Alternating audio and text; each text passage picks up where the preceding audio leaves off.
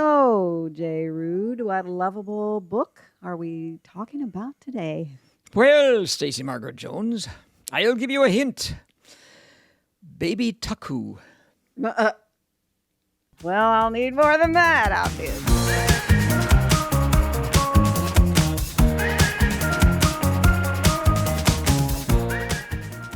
Welcome to Between the Covers, the podcast in which author Jay Ruud makes the case for one lovable book on his list of the most lovable novels in the English language each episode. But before we go on, I'd like Jay to talk about an upcoming event that we have we're very excited about. Yes, on Saturday, October 18th. So if you are listening to this before that, otherwise we can't help the space-time continuum issues. Yeah, that is a problem. But on Saturday, October 18th, we will be recording our podcast at the second Author Fest at Beans Books in Pickles Gap, Arkansas. Isn't that charming? Just outside of Conway. It's 315 US 65 if you're planning on dropping by. Beans Books is a small bookstore, independent bookstore there that's run by Marshall Cunningham. He's doing this Author Fest for local authors chiefly, and we offered to do our podcast there. So we will be there. What time is the podcast? The podcast is from 1 o'clock to 2 o'clock in the afternoon. Central Time. Central Time. If you're driving from outside of our time. If you want to get to Pickles Gap before the 18th, you want to get there before 1 o'clock. That's right. So we'd love to have you come and be in the audience, and we will choose someone from the audience to do the Chaos Reader segment that episode. So Woo-hoo. I will step aside in favor of a lovely participant in the show that day. So we're really excited about that. And you don't even have to be lovely. Yeah. You just have to be a participant in the show. You will be lovely. Everybody's lovely. We will be at the Book Fest from 10 a.m. to 4 p.m. that day, selling our books. I will be selling copies of Mr. Catherine, and Jay will be selling copies of his many, many, many, many, many books in his Merlin series and his Robin Hood series. So we would love to see you. So please come say hello, either at the book booth or please plan to join us for the podcast. Okay. All right. So, well, there's one other thing Yes. that I'd like to mention. 2 weeks ago, when we did our Huckleberry Finn podcast, I mentioned the novel James, which is a contemporary retelling of the Huckleberry Finn story from the point of view of Jim. And I mentioned it had won the National Book Award and was a finalist for the Pulitzer Prize. Apparently, I made those notes before the Pulitzer Prize was actually awarded, and it did win the Pulitzer Prize as well. So I don't want to, right. Well, congratulations to James. And that is something that I used to do if you're looking for ways to find new books to read or something to read for your TBR shelf or table, or as my case, a cedar chest. One thing that I like to do is to go and look at the Pulitzer Prize winners for that year and buy the fiction Pulitzer Prize winner, the poetry Pulitzer Prize winner, and then I look through any of the nonfiction or biography to see if those are interesting to me as well. That's a really good source of books for your TBR or your book club, etc. So, yes, Percival Everett, by the way, is the author of that's right. James. I have not yet read it, so I guess. Well, I think Jerry has 3 copies of it. Maybe we could borrow one. I think he gave some away. But all right, so I need a second clue, please, because I don't even know what that gibberish was. Baby Tuckoo, that was the first clue. Okay. Second clue, a young woman wading in the sea in, quote, the likeness of a strange and beautiful seabird, unquote. Nope. Wait, have I read this?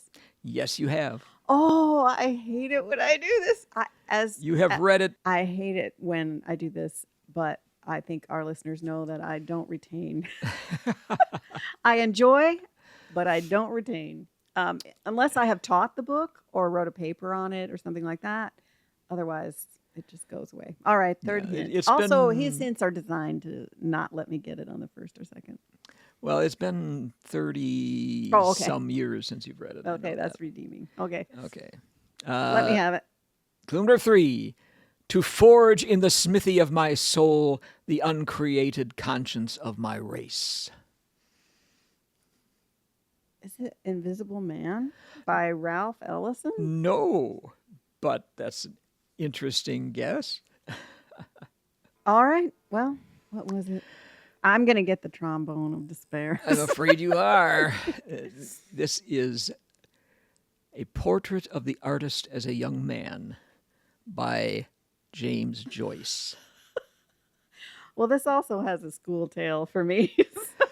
Do you want to tell Maybe that tale? I'll tell. Okay, I'll tell it. I do find this book lovable. I agree with you that it is lovable.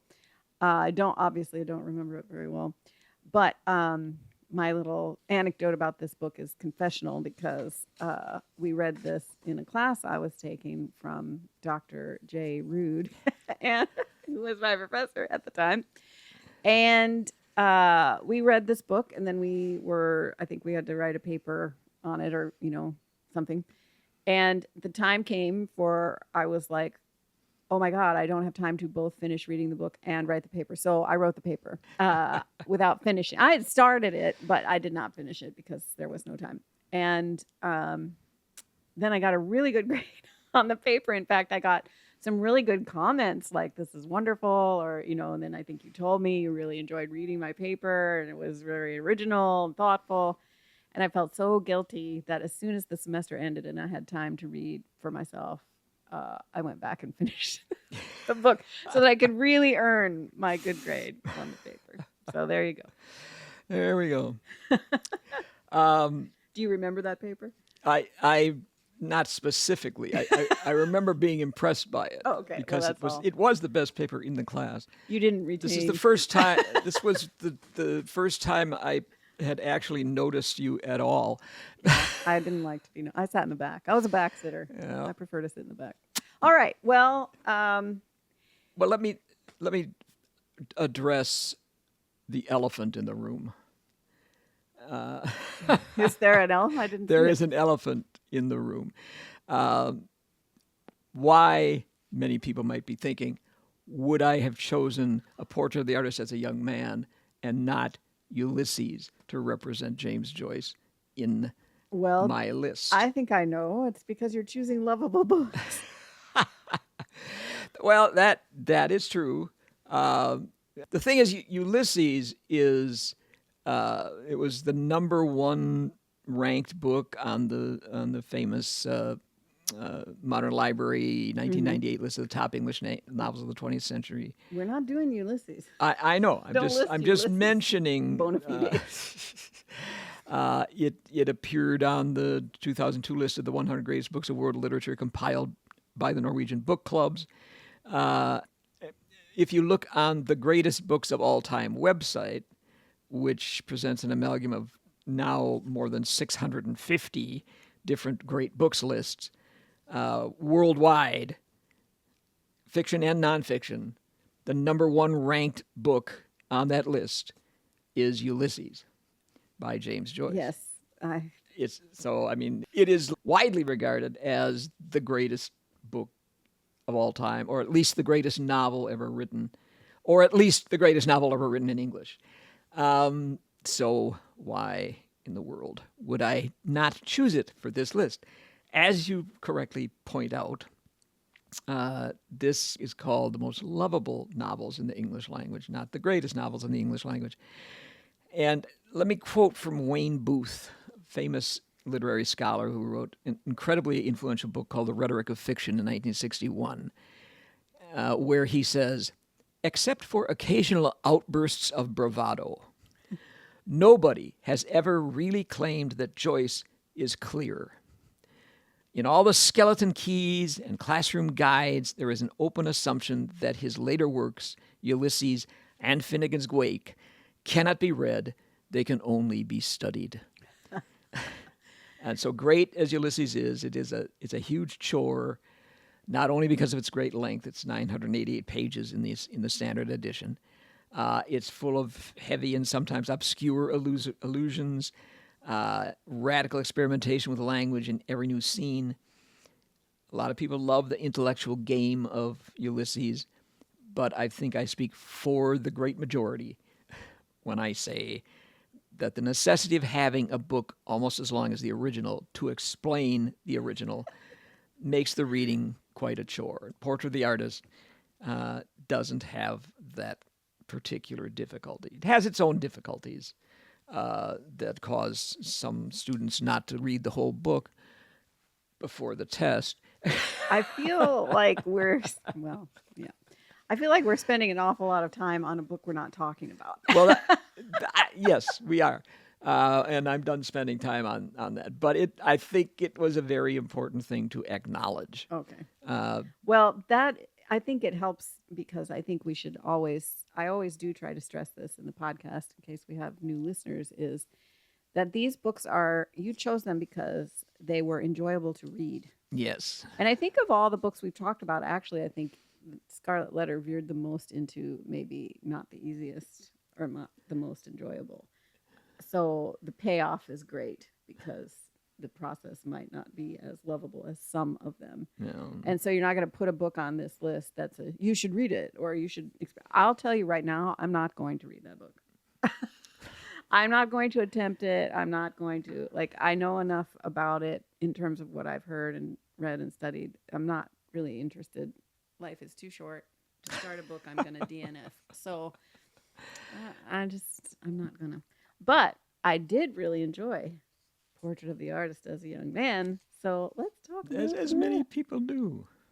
All right. Who else loves this book? Yes.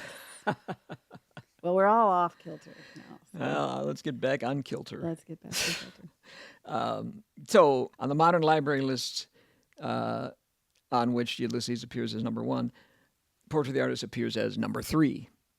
Oh, okay. Wow. It's on the Penguin list of the favorite books by their readers. Has it come in as number 91. It's number 53 on the Library Journal's Books of the Century. It was 24th on Entertainment Weekly's Top 100 Novels.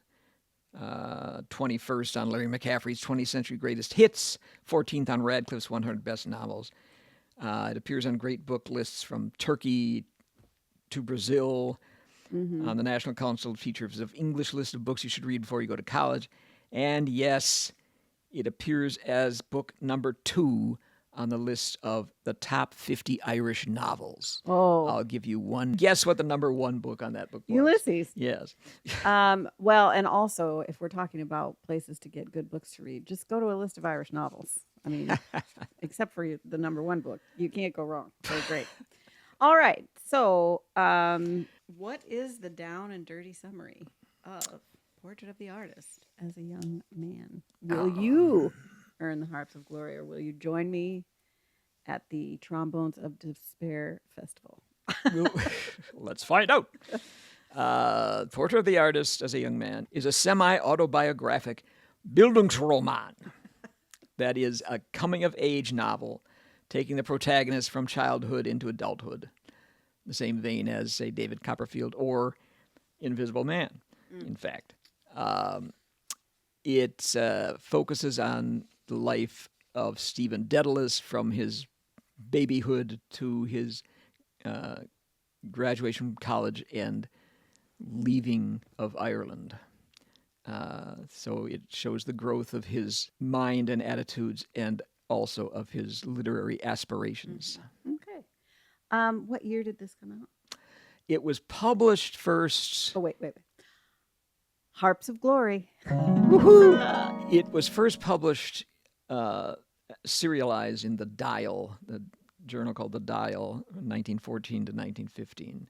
Okay. And it was published in book form in America in 1916. He had actually finished the novel for a few years before that, but was unable to find a publisher. It was actually Ezra Pound who helped him find the publisher. Oh, Ezra Pound. So problematic, and yet such a nice guy, such a such a nice fascist. such a nice fascist and a lovely poet. Or no, a poet who writes lovely poems. um, all right. So, and how long is it? It's not very long. It's only about 250 pages. See, I should have had time. I did tend to take like 18 or 21 credits. So I think that semester I had 21 credit hours. So that's why I may not have had time to read that book. Crazy. Okay. So actually, interesting tidbit, he had started writing this book around 1904. And he originally had planned a 63-chapter novel that when he had about 900 pages of it written, he decided, I'm going to do something different. Because he had been writing it in a realistic style, a third-person, omniscient, realistic style. He was calling it Stephen Hero. And that manuscript is still around. But he decided to change to a different way of writing it and use what's called a free indirect discourse, which he learned from Flaubert, who he really admired, where it's a third person rather than a first person.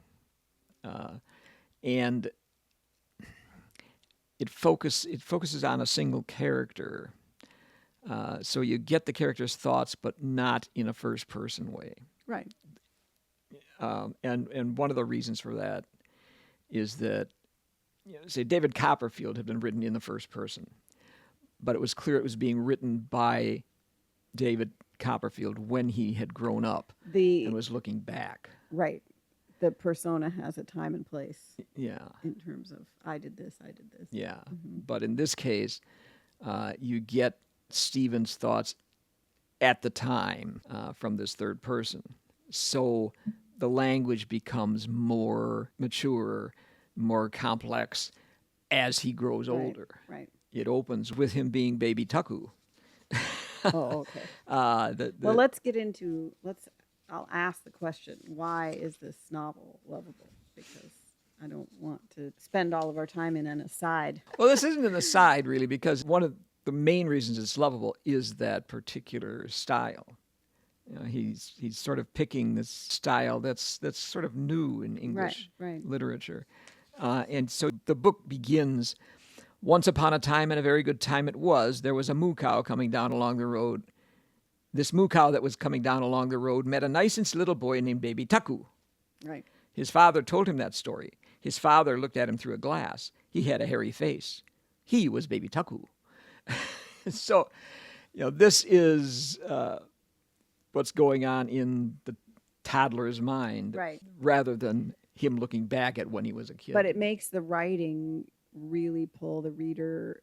The writing really pulls the reader into the coming of age, right? Yeah. Because the reader doesn't have an advanced view of the interior maturation of the character, because the character cannot speak beyond what he can speak at the time. Yeah, that's true. So it makes it much more personal. Yeah. And you get, as he grows older, there are 5 long chapters in the novel. Okay. The first one, he's a child. The second one, he's at school, and he grows into adolescence. And you get language that's sort of appropriate to the adolescent character, and he's idealizing romantic love with religious terminology. He says, and in that moment of extreme tenderness, he would be transfigured. He would face into something impalpable under his eyes, and then in a moment he would be transfigured. Weakness and timidity and inexperience would fall from him in that magic moment. So that's his feelings at the time, and he's not looking back on them and judging them and saying how silly and sentimental I was. He's not giving editorial comment. He's just recounting because it feels like he's recounting in the moment based on the limited perspective of the character. Yeah, which is really I think that's key when you're trying to understand somebody else, is not just to have access to them, but also to understand their limitations. Yeah. Later on, in the second chapter, he's obsessed with sex. Mm-hmm. And he goes to all these sex workers in Dublin. As teen boys Yeah. sometimes become. Yeah.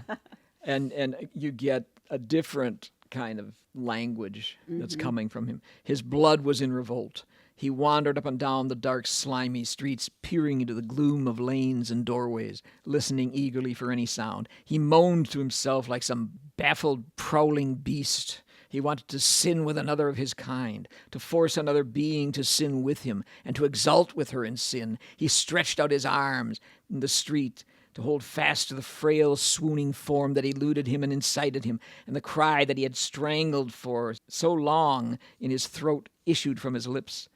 It broke from him like a wail of despair from a hell of sufferers, and died in a wail of furious entreaty, a cry for an iniquitous abandonment, a cry which was but the echo of an obscene scrawl which he had read on the oozing wall of a urinal. Yeah, that is different than the baby tuku. And yeah, also from the the romantic experience, Right. falling from him in the magic moment. Right. It's a whole different kind of moment there. Yeah. So this follows him, you said, until he leaves Ireland. Yeah. And that does follow James Joyce's own biography. Yeah. He left Ireland in 1904 and went to Paris. Mm-hmm. And that's when Stephen leaves. Right. So there is, I mean, we don't know how much of this precisely is what happens to Joyce, but he sets Stephen with the same kind of parents, the same kind of family, the same kind of schools. Right. He's using his own experience for his basis. Yeah.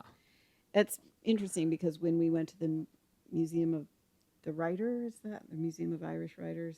Yeah, I forget the name of it exactly. Dublin, of course, they have a large James Joyce exhibit.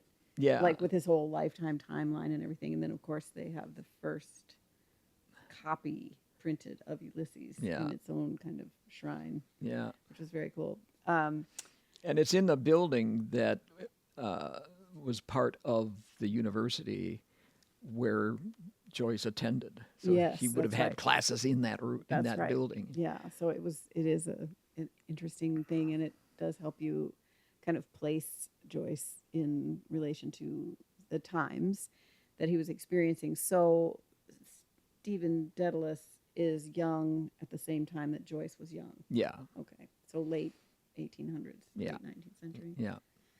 Okay. One of the most memorable parts of the book. I first read this book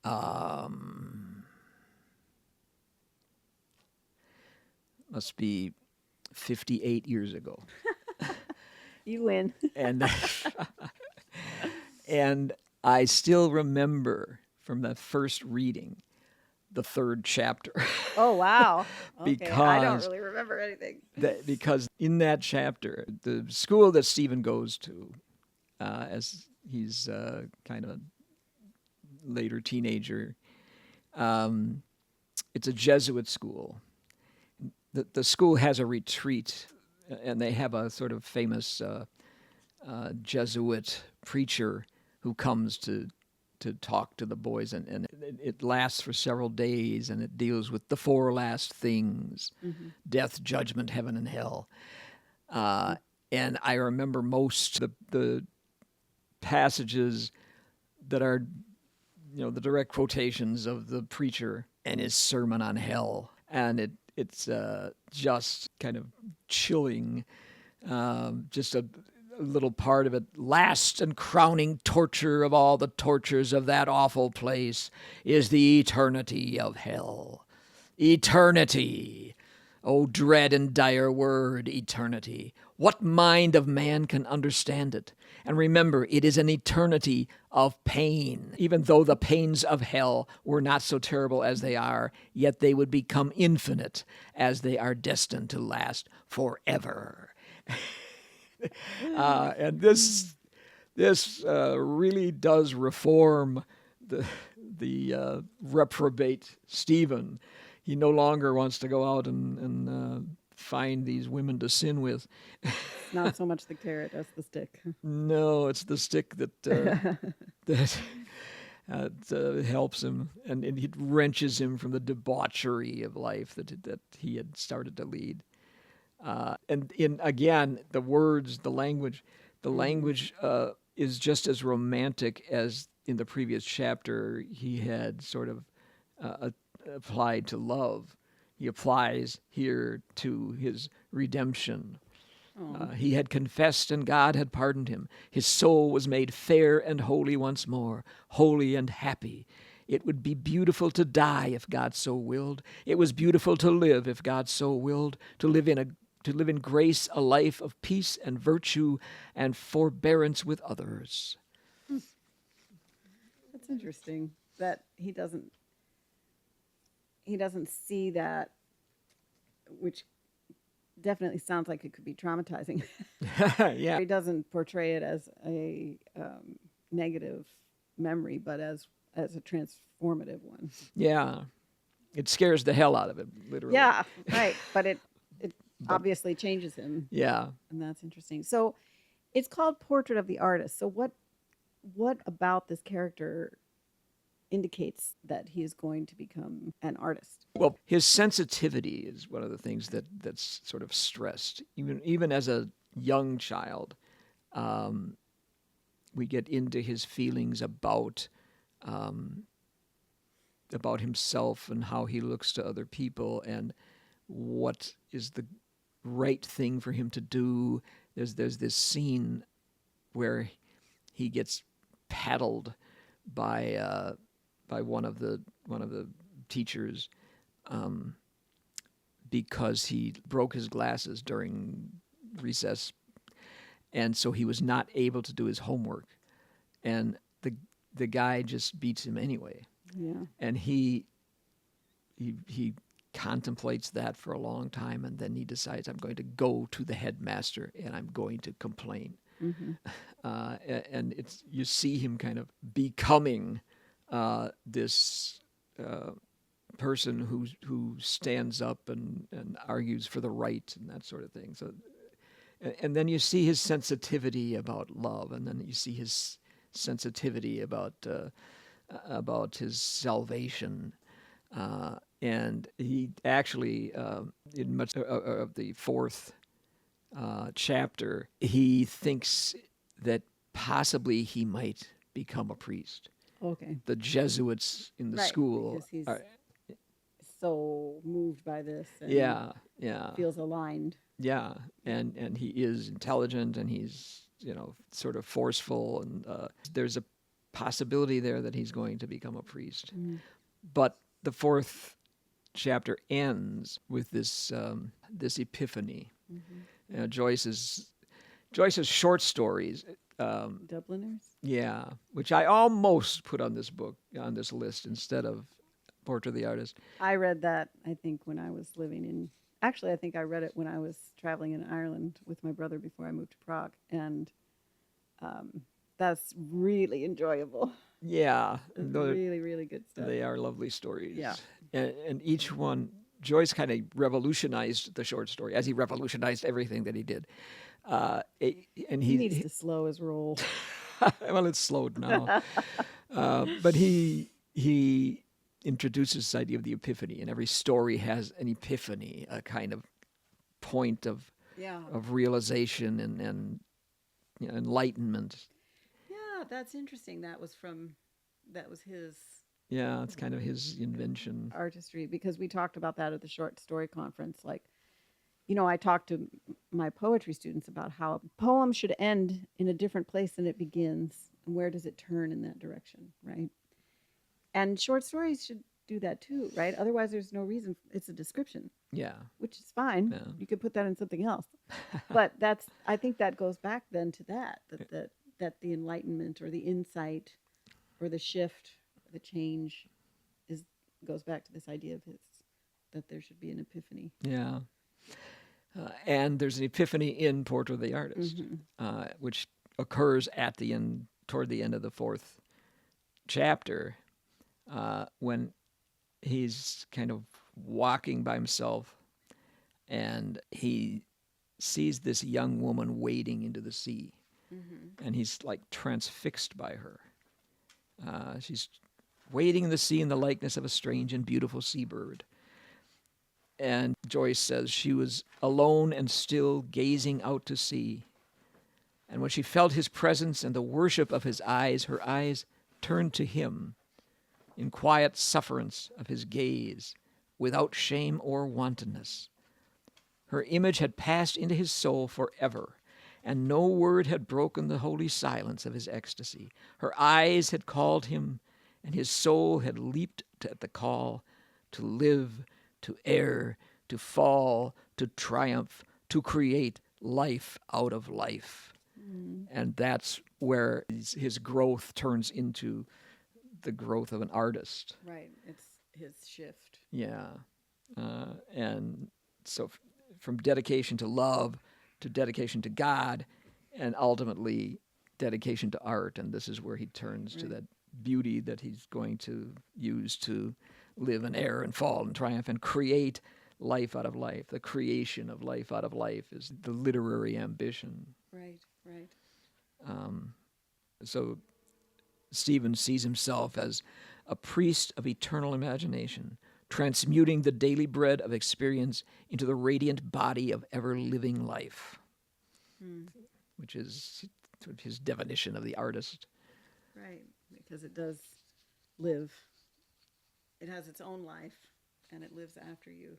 Yeah. Things that you create, Yeah. or they can do so. Wow, okay. Well, we've talked about it, but what is it particularly that just makes you love this book? I mean, why did you pick this over, Dubliners or... I think you get so close to Stephen that you are in him, in his head, and you're with him as he grows and goes through all these phases. And the 5th chapter is really about his kind of rejection of Ireland and his decision to go to leave there and I was just going to ask, does it, as I said, I don't really remember. Does it have a particular Irish sensibility in terms of, language and culture, that kind of thing? Like, you read it and you're like, oh, I'm in Ireland. Oh, yeah. When people talk. Oh, I love it. I love it. Besides the whole use of language and how that shapes your view of him, there's something else that goes on that's interesting, plot-wise. You can read the novel as a reflection of and a response to the historical situation of Joyce's childhood and youth. And there's this dramatic Christmas dinner scene that is very vivid in young Stephen's life. And it pits Dante Riordan, who's Stephen's governess, and very staunchly Catholic governess, against Stephen's father and his father's friend, Mr. Casey. And they are supporting the Irish nationalist Charles Parnell. And they blame the church for hounding him to his death over the affair that he was caught in. If you know the history of late 19th century Ireland, Parnell was the hero, right, who was going to create a sort of Irish revolution and liberate Ireland.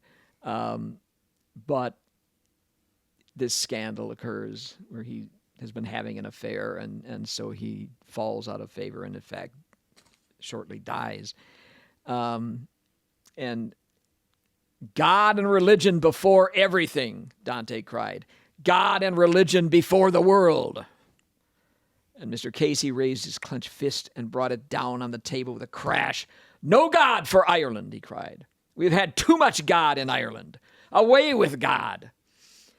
And this is quite a scene for young Stephen. Yeah, it reminds me of Sinead tearing up the picture of the Pope on television because she's saying, go after the real villains, right? Yeah. And the harm that the church had done in her eyes to Ireland was the problem. Yeah. Stephen is drawn to the church, but he also has this other side Right. that his father is influenced.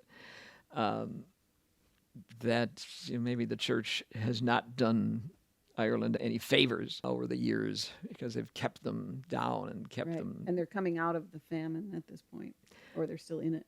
Well, they're out of it by now, but it still has been in that same century. Well, you can still feel the effects of the famine today in Ireland. So I imagine at that time it was a very real specter. Yeah. That's interesting. It's also interesting to me that the character, because he has these two people he loves, his nanny. Does he love his nanny? I can't remember. Well, or he's afraid of her. It's hard to tell because you're sort of seeing through young Stephen's eyes. Well, these two influential people Yeah. oppose each other. And that also, I think, is part of what can create a writer because it puts him in a position to observe. And then once you kind of occupy that position, you start to do it everywhere you go, right? Yeah. And in every group or dynamic you're kind of watching, you've learned to watch. And that's, something that writers need to do well in order to create these worlds that they create. Yeah. So Stephen, by the fifth chapter, he's at the university, and you see him transcending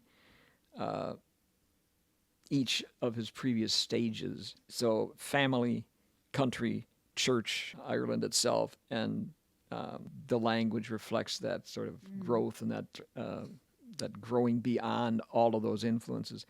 Right. And he's walking along for much of that chapter talking to a friend of his named Cranley, and Cranley is trying to get him to go home to see his mother.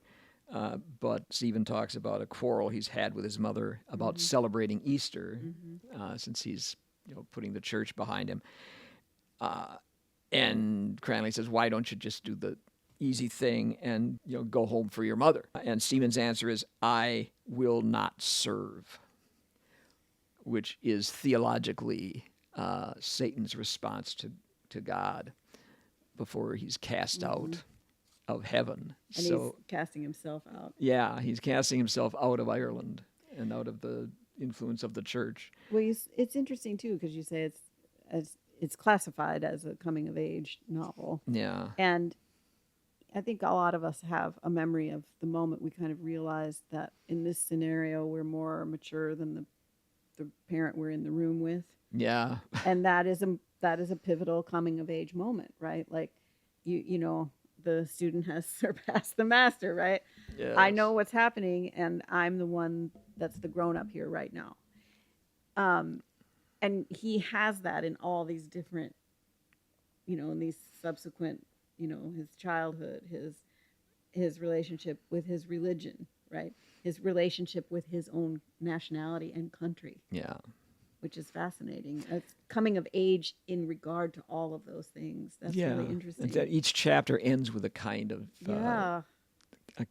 coming of age moment. With that that milieu. Yeah. Oh, that's fascinating. That's really interesting. The end of the book moves away from that free indirect discourse, and you get Stephen's direct words. Okay, don't spoil anything. There's nothing here to spoil. I know, but I don't want you to ruin it for somebody who doesn't want to read it. Yeah, but there's nothing to spoil. He speaks for himself, but he's not speaking for himself the way David Copperfield does. Right. It's excerpts from his diary. Oh, okay. For the last few pages. Oh, so it feels live. Yeah. Oh, that's interesting. And the last entry is I wouldn't when, have known about that when I wrote the papers. no, I hadn't read that part.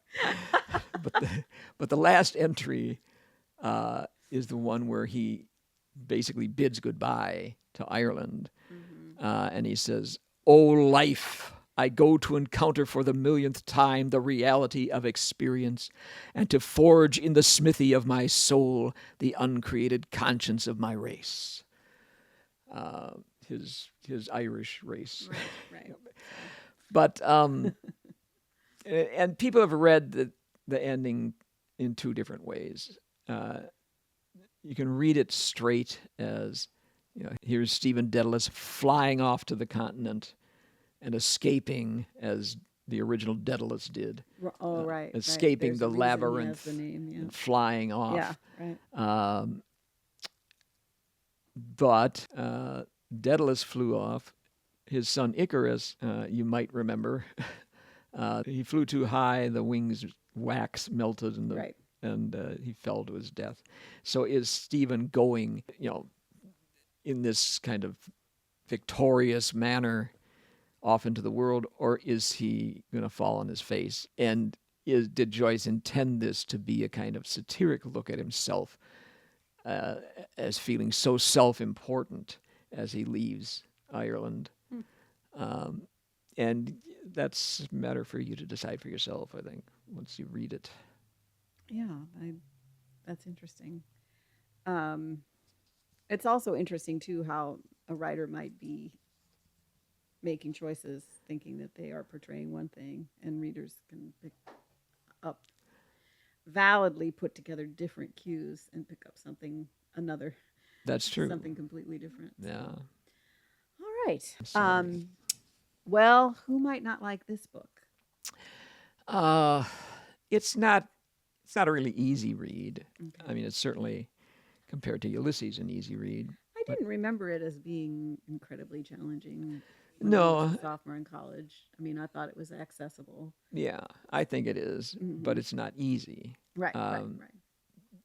And, if you think that you shouldn't leave Ireland or your church, you might not like it. You might be offended. Well, you could extrapolate that to your church or your country. Like, maybe you haven't, he's progressed through these different comings of age. And maybe if you don't want to think through that for your own self, you may not enjoy it or relate to it. You may be offended by his frequenting the houses of ill repute as a teenager. Or maybe maybe you won't like the preachiness of the third chapter, but this because it does go on for many, many pages of this pretty raw sermon about the pains of hell and things like that. You can scrape your eyes over that. Yeah, I mean, there are bits of it that I think people might object to or not like, but I think as a whole, it's a pretty likable book. Yeah. Well, and obviously the Irish cultural aspect and history is appealing for a lot of Americans. We're very enamored of Irish culture and history. So, well, I remember enjoying it, and I remember enjoying it when I read the whole thing later on.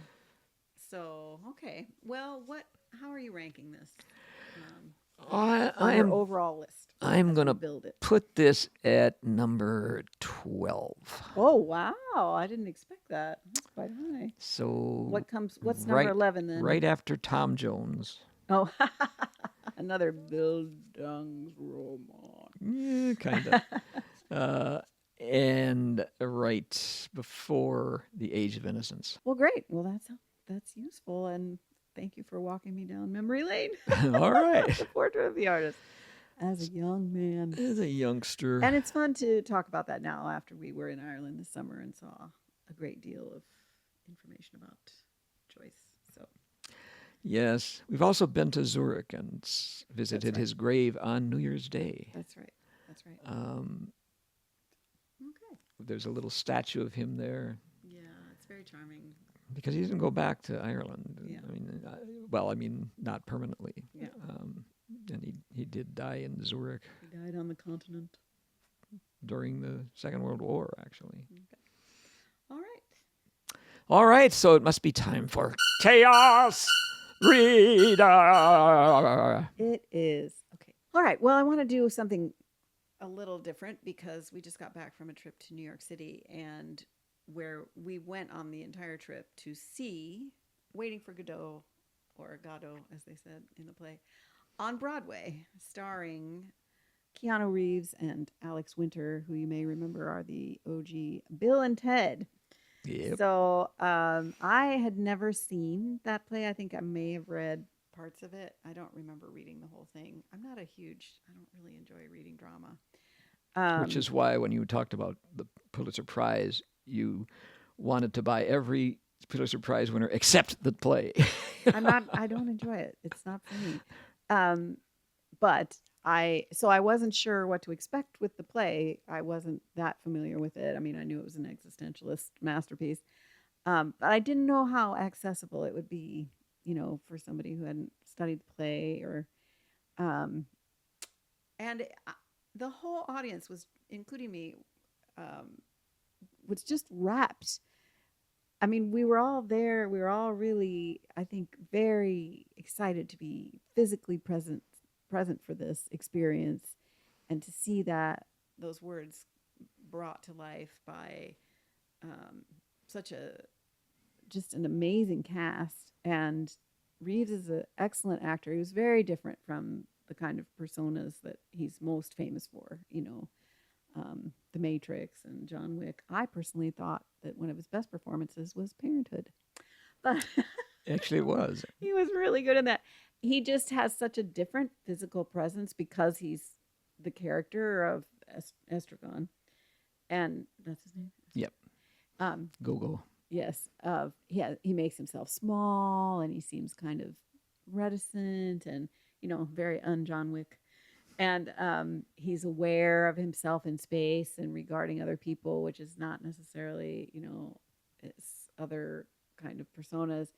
So he's an appealing actor, so it was fun to see that he is also a good actor. And Alex Winter was very good, a lot of gravitas, and he's done a lot of things, not, He's been on Broadway since he was a kid. He's had a very interesting, rich, and successful career that doesn't have maybe the pop culture profile, but they were perfectly matched in this play in terms of energy and presence and, artistry. I just thought it was an absolute joy to see, and it was it made me more interested in reading the play now because I've seen it and I can picture it now in that way because of how they did it. But I also, for readers, would like to point out that your Substack, Jay Ruud on Substack, you have an essay, a newsletter, as they say, about the play and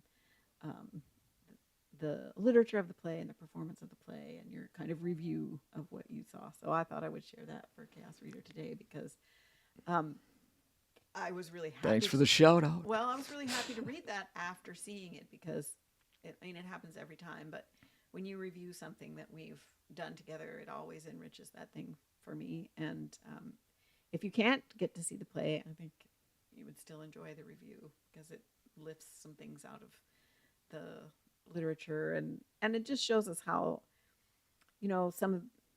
we have these big name authors in the canon, and their works are still a focus for us because they're still relevant. And there were so many things in the play that just were so relevant and felt worthy of time and attention and introspection now, just as much as when they were written. So that's Chaos Reader this week. Well, Beckett, was, obviously another Irish writer, right. But was very close to Joyce. I kind of mix them up because they seem that, what I mean. They're both Irish. They are writing in a similar kind of time frame. They're both experimental and pushing at the structure of things in order to create a different experience in the reader. And so sometimes I mix them up, but anyway, it was very good. So Highly recommend. Okay. I think that probably does it for today. That does. So we hope to see any of our local listeners or road tripping listeners at our podcast event at Pickles Gap, Arkansas, October 18th. Saturday, October 18th. Saturday, October 18th from 1 to 2 p.m., but we'll be there from 10 a.m. to 4 p.m. At a booth with our books, and we'd love to talk to you and see you there. And we thank all of our listeners and watchers, and we'll see you next time between the covers.